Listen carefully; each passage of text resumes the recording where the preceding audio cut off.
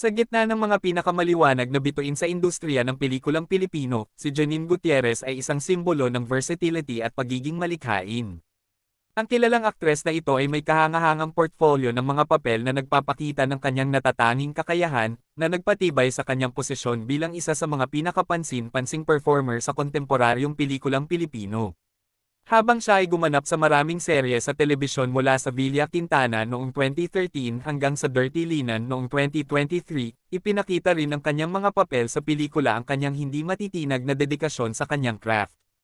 Narito ang 7 pelikula ni Janine Gutierrez na hindi mo dapat palampasin. Ang pelikulang Elise noong 2019 ay isang mahalagang hakbang sa pag-akyat ni Gutierrez sa pagiging isang star. Sa pelikulang ito, ginampanan niya ang papel ng isang malakas at malaya na babae na nakakakuha ng puso ng emosyonal na mahina na si Bert. Bagamat sila ay nagkahiwalay upang tuparin ang kanilang mga pangarap, muling nag-cruise ang kanilang mga landas sa kanilang pagdadalaga, na muling nagpasik ng mga damdamin na matagal nang naitago.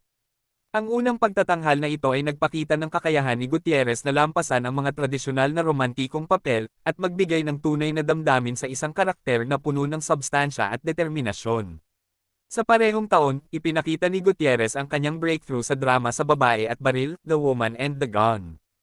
Ang makapangyarihang kwentong ito ay sumusunod sa isang hindi pinangalanang sales lady sa isang department store na natutuklasan ang hindi inaasahang lakas ng loob nang makakita siya ng baril. Matalinong ginampanan ni Gutierrez ang transformasyon ng karakter mula sa isang babaeng pinipigilan ng mga pamantayan ng lipunan hanggang sa isang babaeng muling nakakamtan ng kanyang kapangyarihan. Tinanggap ni Gutierrez ang Best Actress Award sa ika-68 na FAMAS Awards para sa pagganap na may malalim na pag-unawa sa mga komplikadong tema ng gender politics at empowerment. Noong 2021, inilabas ang Dito at Doon, Here and There, na nagpakita ng isa pang dimensyon ng sining ni Gutierrez. Sa pelikulang ito, ginampanan niya ang papel ng isang political science major na nakatagpo ng hindi inaasahang koneksyon sa isang delivery driver matapos ang kanilang unang online na pagtatalo. Tinutukoy ng pelikula kung ang virtual na koneksyon ay kayang magtagumpay sa mga komplikasyon sa tunay na buhay. Ang pagganap ni Gutierrez ay sumabog ng alindog at walang kapantay na comedic timing. Nanalo siya ng Rising Star Award sa New York Asian Film Festival 2021 dahil sa kanyang pagganap. Kasama ng Ikaw, You, noong 2021, hinarap ni Gutierrez ang hamon ng pagganap bilang si Ana, isang babaeng nahulog sa emosyonal na crossroads sa pagitan ng nakaraan at kasalukuyan. Sumusunod ang kwento ni Ana at Ben sa kanilang pagharap sa muling pagbabalik ng mga dating damdamin sa kabila ng isang masalimuot na kasaysayan.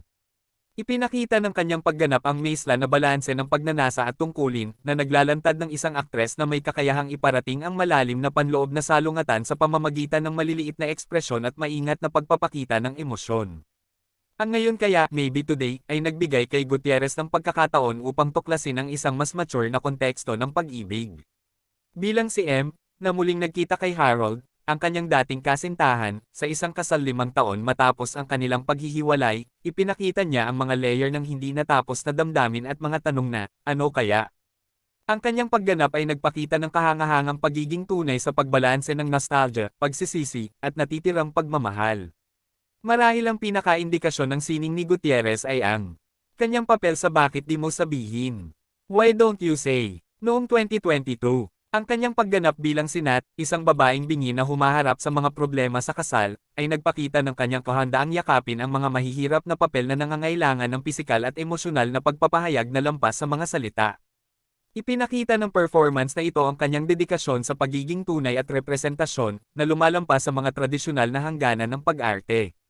Ang pinakabagong pelikula ni Gutierrez ay bilang si Reyna sa isang psychological thriller na idinirect ng award-winning na si Love Diaz. Ang pelikula ay bahagi rin ng Venice Film Festival noong 2024. Inilalarawan ng pelikula ang nakakabahalang kwento ni Hilarion Zabala, isang lalaking pinahihirapan ng mga phantom smells dulot ng trauma sa pag-iisip. Hawak ang susi sa kanyang nakaraan at kasalukuyan, ipinakita ni Gutierrez ang kanyang tapang sa pagtuklas ng madidilim na bahagi ng karanasan ng tao.